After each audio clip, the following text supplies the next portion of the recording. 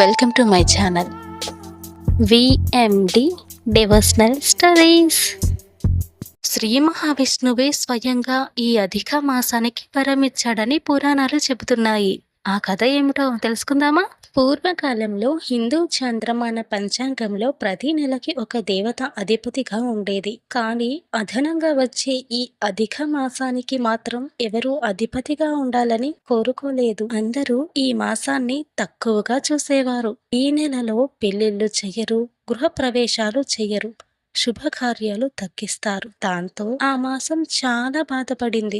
దాంతో ఆ అధిక మాసం దేవతల దగ్గరకు వెళ్ళింది. మొదటిగా ఆ అధిక మాసం బ్రహ్మదేవుని దగ్గరకు వెళ్ళింది. ప్రభు, అందరూ నన్ను నిరాకరిస్తున్నారు, నాకు గౌరవం లేదు, నేను ఎందుకు పుట్టాను అని అడిగింది. బ్రహ్మదేవుడు ఇలా అన్నారు, నీ సమస్యకు పరిష్కారం శ్రీ మహావిష్ణువు దగ్గరే ఉంది అని. అప్పుడు అధిక మాసం విష్ణుమూర్తి వద్దకు వెళ్ళింది. తన బాధను చెప్పుకుంది. విష్ణుమూర్తి ఆ మాసం బాధ చూసి కరుణించాడు.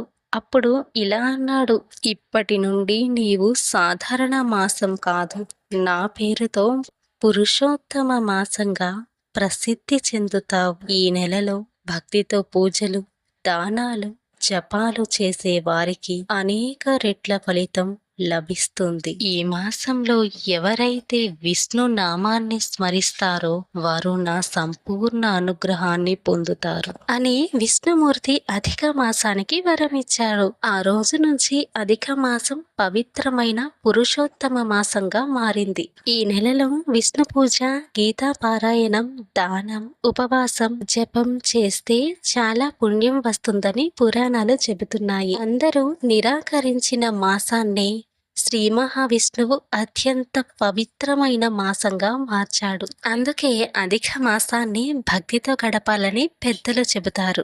శ్రీ మహావిష్ణువు స్వయంగా అధిక మాసానికి వరం ఇచ్చిన కథ ఇది. ఈ కథ విన్నారు కదా? ఈ కథ మీకు నచ్చిందా? అయితే వీడియోని లైక్ చేయండి. ఈ కథని మీ ఫ్రెండ్స్ కి, ఫ్యామిలీ మెంబర్స్ కి షేర్ చేయండి.